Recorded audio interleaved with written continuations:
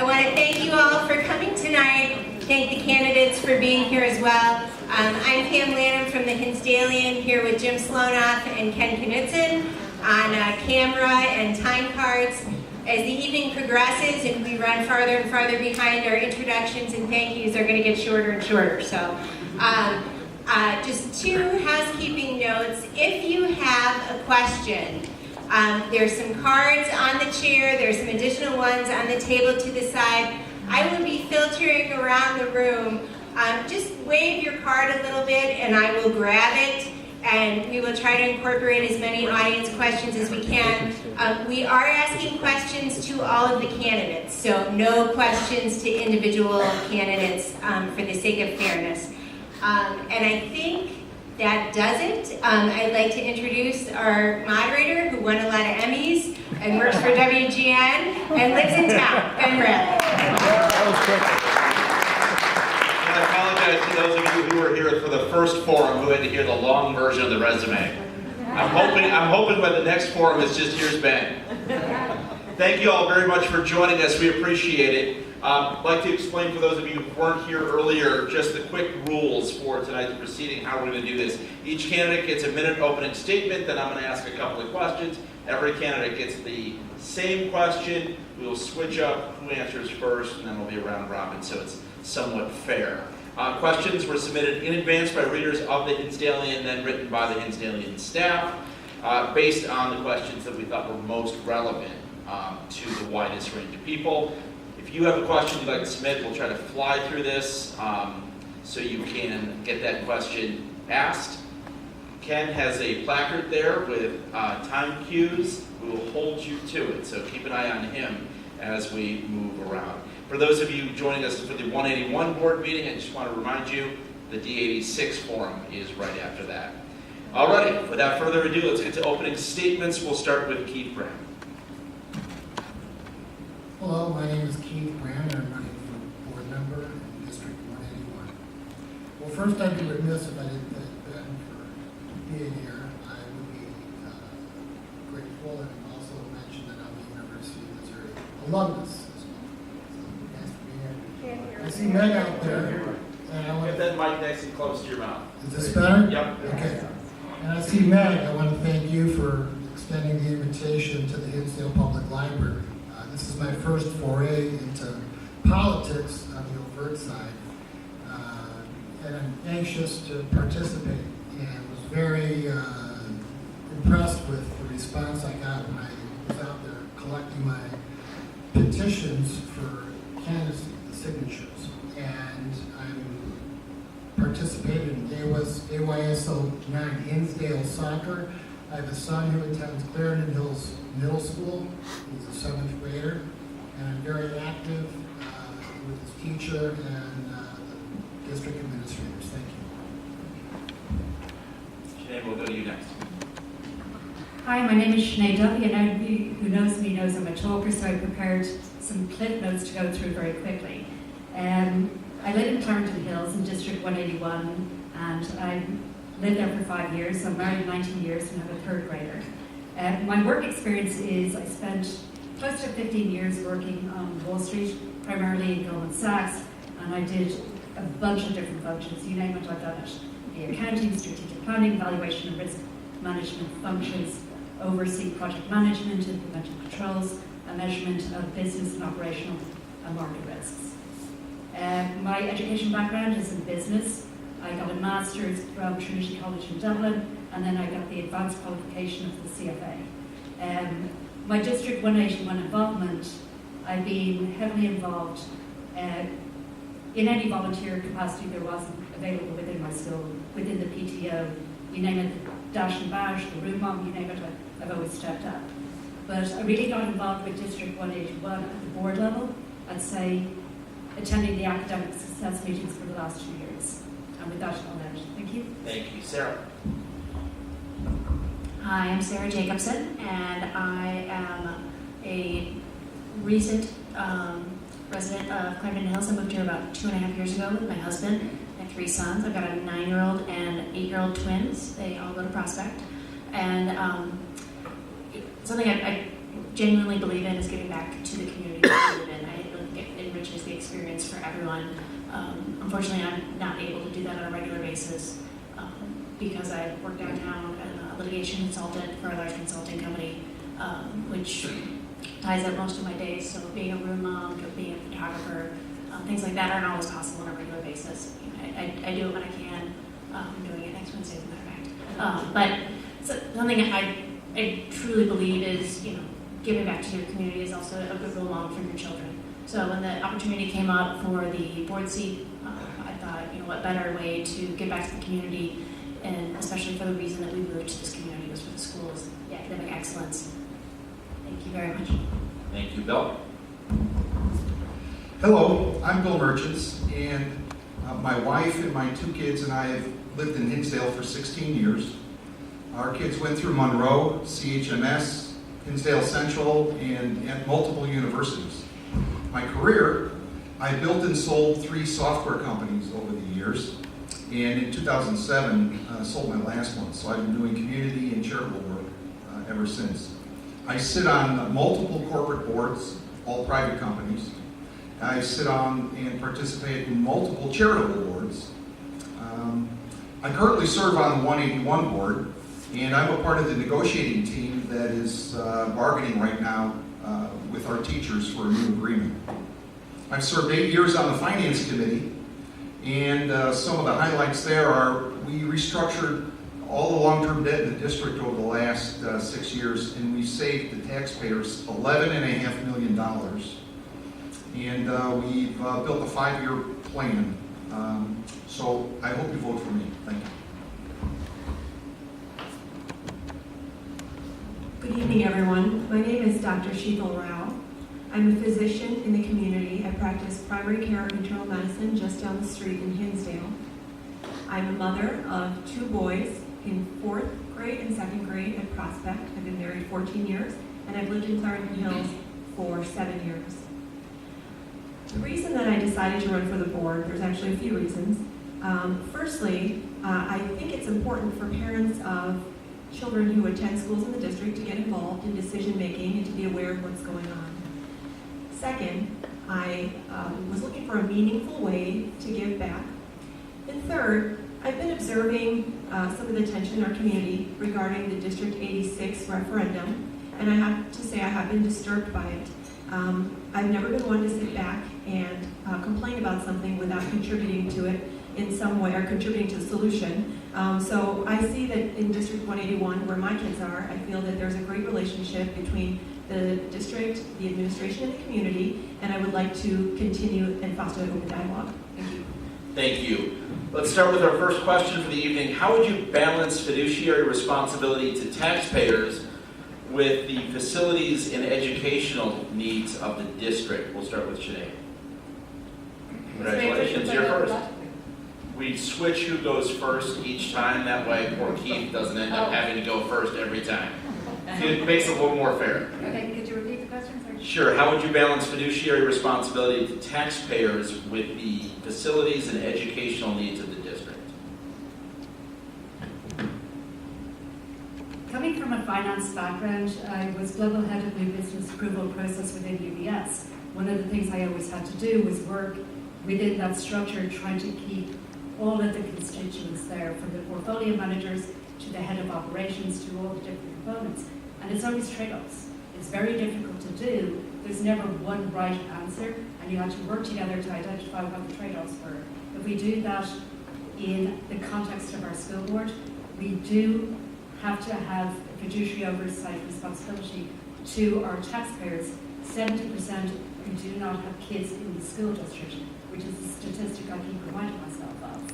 So you need to manage all sides of the equation, the top line revenue as well as the detailed expenses that go with it.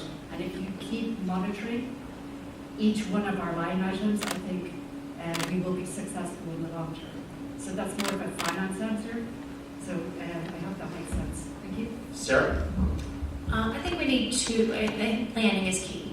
Planning, looking, and being forward-looking, and what our spending is and what our planning is for, to maintain the trajectory of the learning for our children. I think we have done a great step. I've always been a big believer in setting aside 1% of your house income or your house budget or your house value, apologies, to maintain and improve your house. I think the same thing should be done for our schools, and we're very close to that. I think what's financially reasonable, $3 million would be a 1% set aside for the schools, and we are now changing it. We're going to do a $2 million, which is a set aside, which is up from $500,000 in previous years. I think this will go a long way to keeping our schools maintained and beautiful and keep us from getting into the same situation, the situation where the high schools are at this point. Well, we just completed a $53 million HMS construction project on time and on budget. That was through referendum, passed after the voters told us what number they wanted. But you have to remember, our levy is limited to a 1.9% increase. That's the CPI. So the Consumer Price Index drives what our revenue or what our levy can be going forward. So we've got to manage all of our costs underneath that 1.9% increase levy. I think we've done a good job over the years of saving the taxpayer money by refunding all of the long-term debt. That was $11.5 million in savings. We dug into $1.5 million that was sitting dormant inside of our bond fund. We took that out and cut the long-term debt also. But it's a balance. Our focus now is to continue to invest in modernizing and improving our academic success. We just recently approved a new ELA resource program. Parents, we haven't had new ELA resources in a long time. Those will begin to be implemented in the fall with our K through 5 children first. So it's important that that we keep an eye on managing our costs underneath this CPI cap that we exist. I agree with a lot of what was said just now. I think that looking ahead, planning ahead, the facilities master plan is a great step in the right direction in that we have budgeted or increased the budget for upkeep and maintenance of our facilities. And also there's a new STEAM initiative that's going into effect, which is very exciting. So we really have to, also was said earlier, that 70% of our residents do not have a child in the district. So we have to keep the tax burden as low as we can while still maintaining the excellence of our schools and having our kids be ready for the 21st century. Keith? Yeah, I think Grab your mic so everyone. I think what's important is to see that our kids are performing at high levels compared to other districts. And I think those are the benchmarks that we have to follow to justify our fiduciary oversight. We need benchmarks, and what I do as a healthcare provider is I defer decisions to others that have a level of expertise beyond my knowledge, in this case pertaining to accounting and bookkeeping. I think Bill had a very concise, very straightforward solution, and also based on the past with the middle school getting up on time in Hinsdale, balancing budgets, it's all math. And then you have to sell this, marketing things, referendums. You have to sell this to the community. This is the age we live in, and marketing is very, very impressionable. I have a patient who's the superintendent not too far from here. They just recently passed a referendum, and so I asked him a little bit, to help out with the contentious relationship in the community right now because of the failed referendum in November. How do we sell it in April? And we have to get out there in the community and really focus on the kids and look past everything else. And as long as our kids are demonstrating empirically on these standardized tests that they are performing at levels that we expect of them, we'll be okay. All right, just a reminder, if you guys have a question you want submitted, write it down on an index card. Pam is walking around. She will grab them. And again, these should be questions that will be directed to every candidate. Our next question, what is the most pressing issue the district will face in the next 10 years? Sarah, you go first on this one. 10 years. That's a long time. I would say ramping up the STEAM initiative. If you don't have children engaged in STEAM initiative by middle school, you've lost them. And I think creating that interest as early as kindergarten is absolutely critical. And we're doing a great job of beginning to roll out the STEAM initiative. But I think not only do we need to begin to roll it out, we need to plan for the future. I think that the D181 Foundation and the PTO have been very generous with their funding of the STEAM initiative. I think we need to rely on them more to build that, to enrich the program, and then to increase that and to continue on into middle school so they're ready for high school. I think their teachers are amazing. They've done a great job, but they also need training to create these new, roll out the new programs in a way that's most effective and resonates with the kids.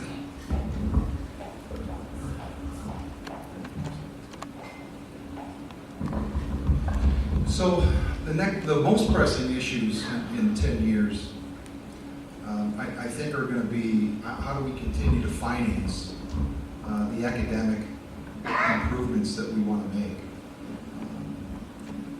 We just approved $1 million for the ELA program. That only goes K through 5.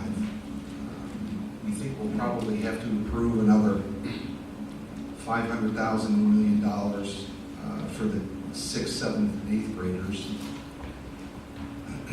Digital initiative, we're taking a look at that. That's still $500,000 a year because we've put forward a program of 1-to-1. So every kid from kindergarten through 8th grade has a different device, and those devices are geared to match the software content that the teachers have done all of the analysis and investigation on and have developed over the last 5 years or so. So with an economy that's driving CPI at 1.9%, and knowing that currently 83% of the district's costs are labor, salary and benefits, it's going to be a tough job to try and continue to modernize and keep our costs under that 1.9% cap. But we're looking at a long-range plan right now that we think we can have a solution for. Thank you.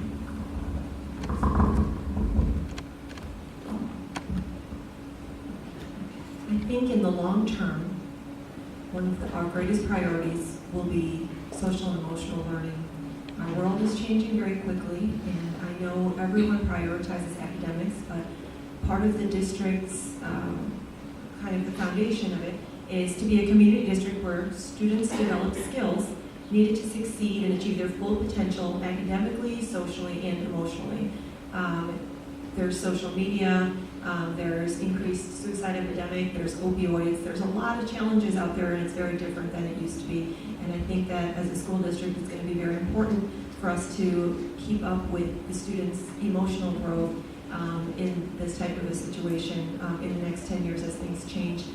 In addition, as the world gets smaller, our economy gets more global, having them be ready for that type of a situation is also very important. I think we need to have a collaborative effort among the administrators, the teachers union, the board members. I think that's imperative that we cultivate healthy relationships. You know, it takes a village to raise a child.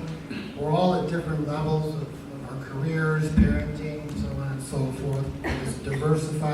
As an increasingly diversified community, I think it's incumbent upon us to embrace, the digital technology and also find ways to share meaningful hobbies with our kids. Over the next 10 years, all these are very significant issues. How do you justify raising money? Well, if people can see the value in where their money's going and seeing things appreciated, it's easy. It's an investment in our future, it's an investment in our property values. I found that some of the men and women running for the Village of Hinsdale trustee position brought up the unfavorable teacher-student ratios that may imminently be imposed upon us. I think that's very poignant, and I think that's something that would significantly compromise our quality of education.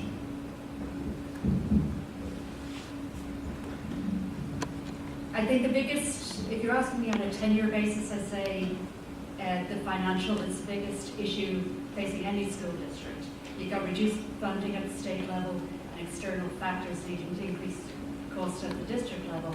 And I'd repeat a lot of what Bill says, but I'd like to bring up something more specific to District 181, which is the type of staff turnover we've had at the administrative side over our prior decade. I believe our new administration, which has come into place, I hope to continue the strong leadership we have seen since July, where we've had a new Department of Learning, and I think we have a lot of stability there. But if I looked at our strategic plan from 2015, since 2004, this is written in 2015, since 2004, the district has employed 5 superintendents, 5 assistant superintendents in curriculum, and 23 principals. And since then, there's been increased turnover. I went through the org chart and I kept striking out the lines of who still had a job. So I love the new administration. My whole goal is let's get stuff done, which is let's empower the new superintendent, the new Department of Learning, and the new person for special education to get their job done. I think they have the best ideas. I'd like to encourage them to get their job done. So Sinead, in TV we call that the perfect transition. It's like when you go from the crime story to the wacky weather guy. It's kind of a hard transition to make, but you just transitioned to our next question. Earlier this week, the board approved new contracts for principals and assistant principals. Read about it first in the Hinsdalean, shout out. What else can or should be done to retain administrators at the building and district level? Bill, we'll start with you on that one.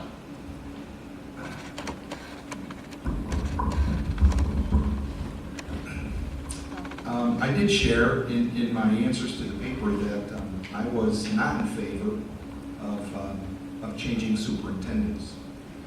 However, I will say that now, having met Hector and knowing the Department of Learning and Special Ed professionals that Hector hired, that is a situation where we are being eliminated out of what was potentially a lemon situation, because hiring is such a very, very difficult thing to do. I'm very excited about sharing with you that as far as we're told now, our stay interviews, all our principals are staying and will be with us next year. We have no intention of losing another superintendent, at least for the 4 years that I'm on board. Hector's a very, very open, very communicating, a good communicator. But in addition to that, I've seen what his org chart changes are and what his professional development plans are for the principals in the buildings. And I'm very, very excited. I like where he's going. I like what it looks like. And I'm very encouraged to continue to support this administrative team that we've hired here at ODU.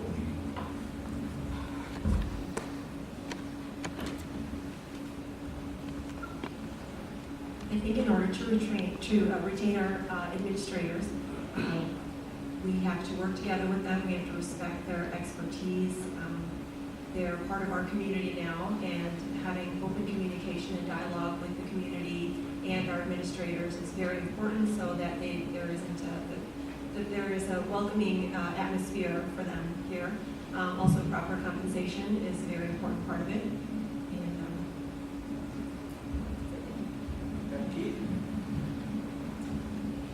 Yeah, as a business owner, attrition, change, turnover, however you want to look at it, is very difficult to manage an organization and to grow, to get harmony, to get flow. It takes time, like abandoned musicians. And when you're in time with people and you're working together, generally things go more predictably. Whereas if you want to disable a system or an organization, you change things and you keep things off balance and disharmonious. And this is something, Sinead, I'm glad you brought that up, because that's second to the referendum, this was something that is really resonating in the community. With the superintendents, the principals, my son was at Prospect and now he's at Clarendon Hills Middle School, and both had changes recently. For the positive. But as parents, we find it a little bit disconcerting. I know with my staff, how valuable loyalty is and how comfortable it is to know who I'm going to work with every day, and it allows us for long-term planning. I feel like I got to answer the question twice. Having worked in government, leadership is key. The tone is set from the top. I worked for a genius, Bob Litterman. He had to develop the Black Litterman model in government, the whole risk model, who won the Nobel Prize. I worked for him for basically 15 years. When I was running for this position, I reached out to him and go, what advice could you give me? Because he now has a $3 billion asset management for a hedge fund in New York. He's sitting on he sits on 50, 60 boards. And, he goes, just come in with an open mind. Ask a lot of questions. And I think our new leader, the superintendent, having worked with him, I can see why people would want to work with him and would follow him to this district. And when he calls, you return that call. If you were a top principal in another school, would go, I think that would be fun. I think I'll take a risk. I know the reputation District 181 has with excessive turnover, which is abnormal, the amount we've had over the last 15 years. They go, I think he's right the ship. And I did like the previous superintendent. I did think he did a good job. I think he got blamed for a lot of issues which were beyond his control. But I do think we have stability. And like I say, my whole slogan is very simple. Let's get stuff done. Let's empower a new superintendent. And I'll follow his cue, which is stop. Thank you very much. I would agree with Sinead in that tone is set from the top, but morale comes from the bottom. And I think that our community has not been as supportive of our school system as I would like them to be.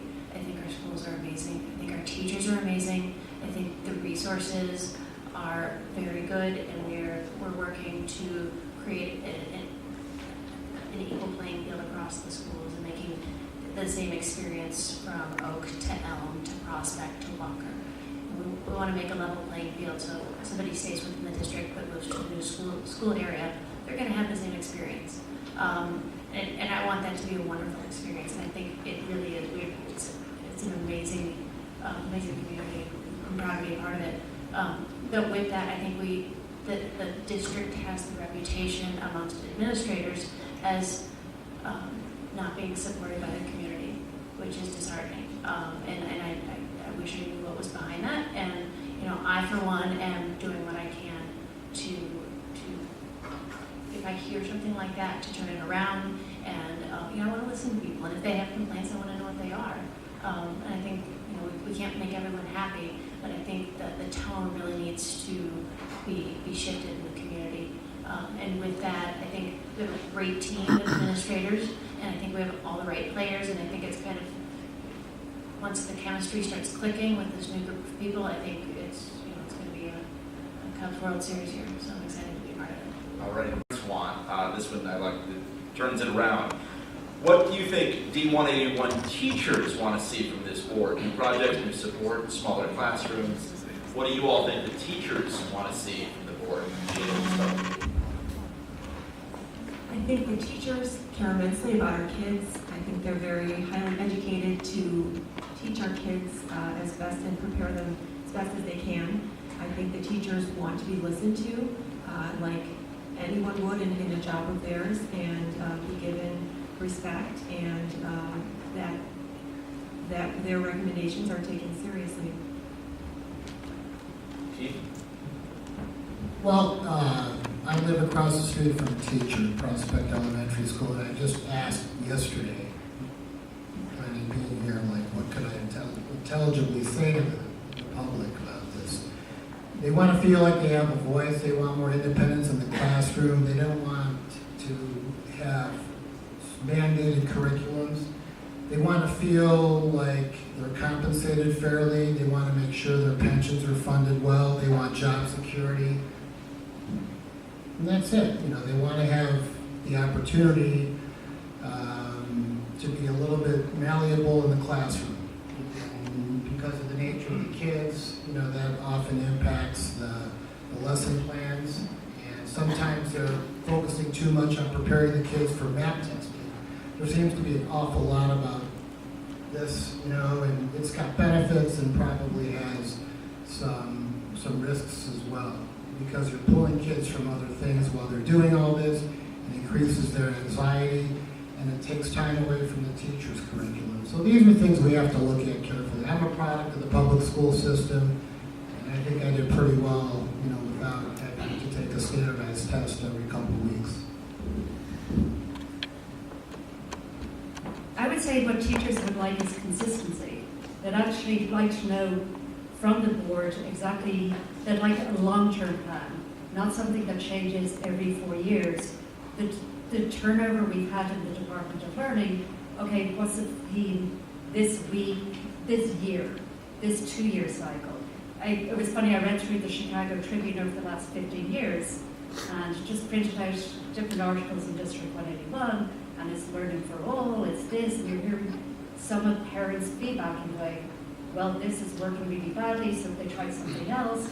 A new board member came in, had a new best and brightest idea that failed. You had somebody was heading up the Department of Learning.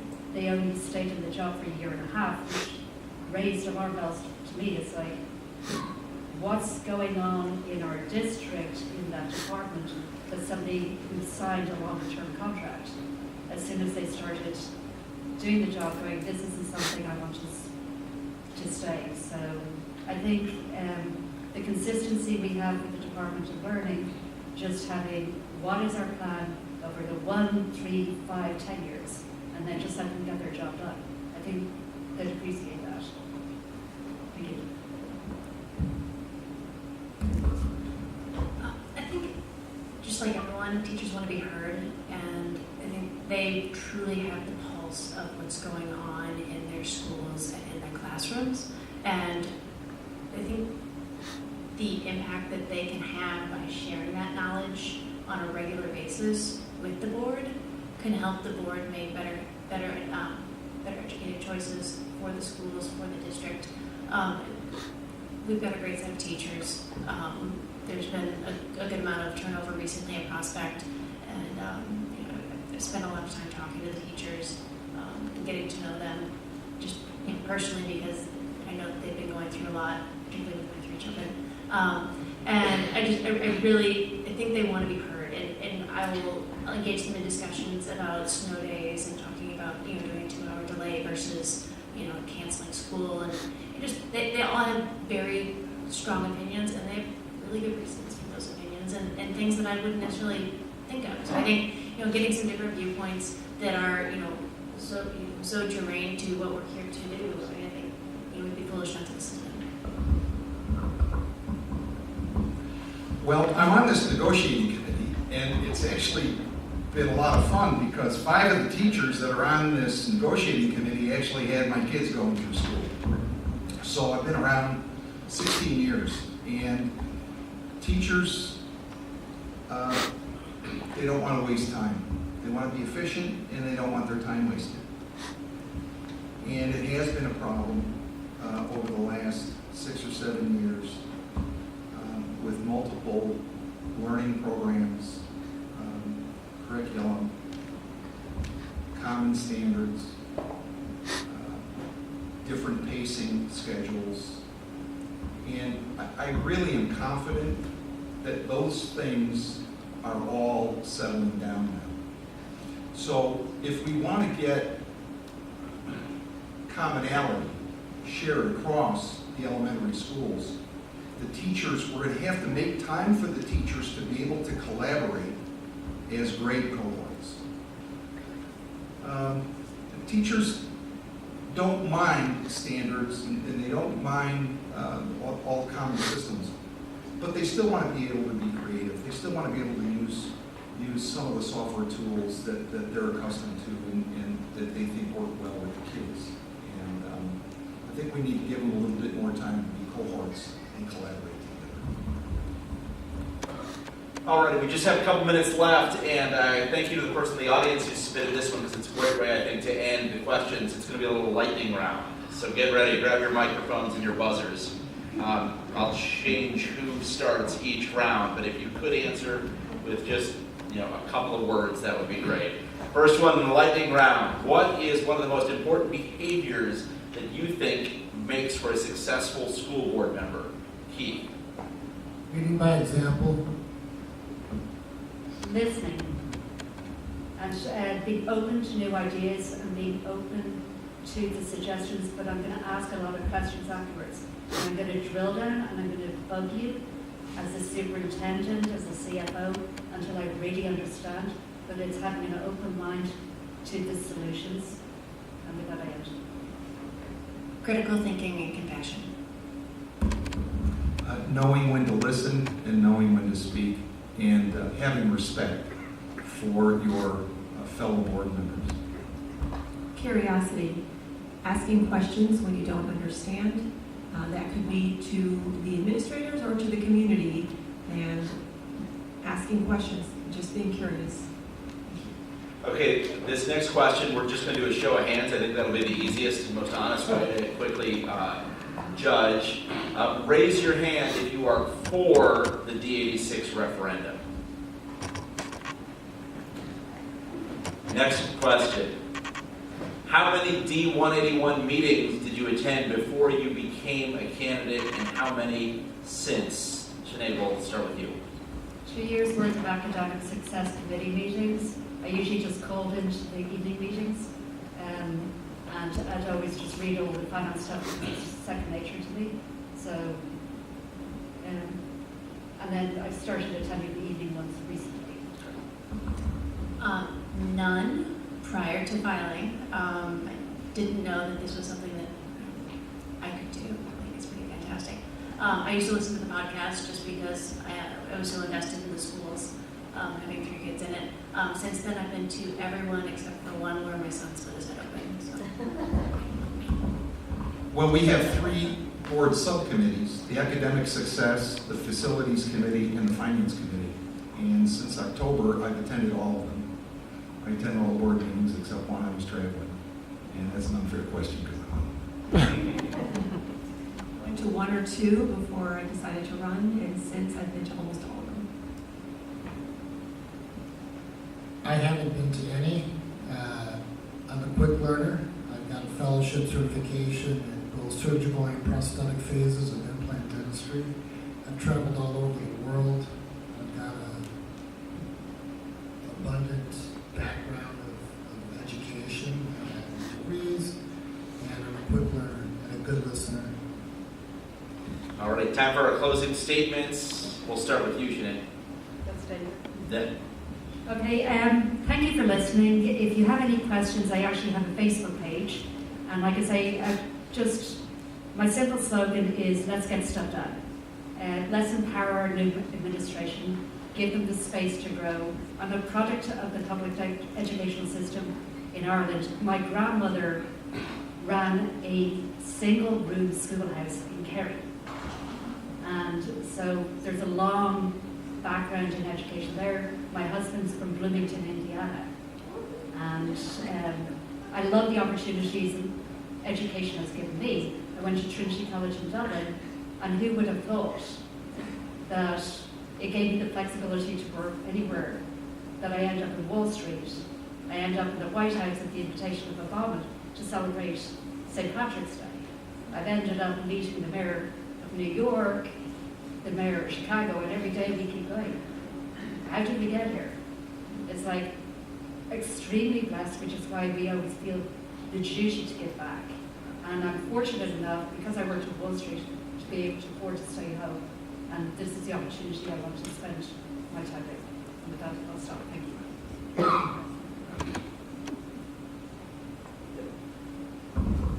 Yes, thank you all for coming here tonight and taking time out of your evenings to listen to us drone on It means a lot to me to have this opportunity. I never imagined that this was something that I could do, but I think my skill set is one that would really enrich the critical thinking and the analytics. I can work at the intersection of law and data. I work with large data tables.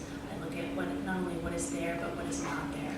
I take the time. I spend, hours and days going line item by line item, sometimes looking at things. I am as patient as they come, almost to a fault. But I will go through things. I ask questions, and I like to dig deep.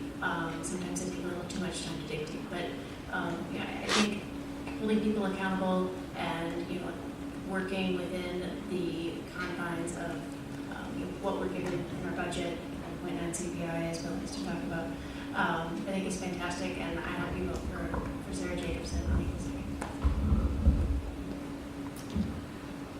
the Okay, the great work we've done. New superintendent, new assistant superintendent for learning, new special ed, academic criteria for advanced and accelerated programs for all the kids in middle schools and grade schools, new ELA resources. All 9 schools have school improvement plans that are documented and we're managing. Principal development is in place for the first time in our district. There's a new org improvement plan. Our culture results are up. We have teacher development plans. HMS is on time, on budget. We have 10-year facility plans for all the other schools. We have a balanced budget, and our levy was below the max. The work in progress is we have a teacher contract we're negotiating. Our 5-year budget is still a little heavy on the expense side. Insurance costs are a real problem for our district. It's very expensive. We need a new board orientation program. We're working on a long-range funding program that will fit underneath the CPI cap. And in the future, I think we can look forward to a full-day kindergarten. Our district office lease is expiring, and the STEAM implementation. So I hope you vote for me. I will serve you as a member of the board. Thank you, everyone, for taking the time to come tonight and learning about us so that you can utilize your vote to the fullest. I have been in school more than half my life. Most of that time public school, so I'm very passionate about public schooling.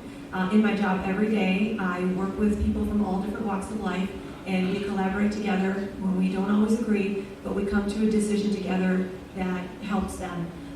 So I'm a good listener, I'm conscientious, and as I said before, I don't believe in complaining about something unless I want to be part of the solution.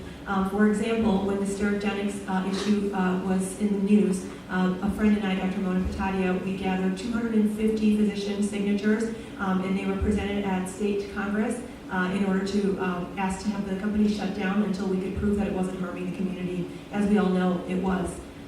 In addition, there was an event that happened recently, a couple of years ago in Clarendon Hills, that made me think that our community, our children needed to know a little bit more about different cultures, and as a result, we started a new committee, a new PTO committee called One World Night. Thank you very much. I would like your vote to be on the school board, District 181, because of my unique set of life experiences, because of my educational background. My wife is from Beijing. I met a lot of people from all over the world. Recently, I was with Mayor Rahm Emanuel in Washington, D.C., at the U.S. Holocaust Memorial Museum, talking about genocide and a lot of things that are afflicting our culture right now, could repeat itself. So I'm very, very active at this point in my life. I'm 54 years old, and I want to give back to the community in which I grew up. Please vote for Keith Bram, D181 board member. I forgot the most important question in the lightning round, and that is, which is your favorite local news station? Don't answer that. Thank you all for joining us. Give a round of applause for the team.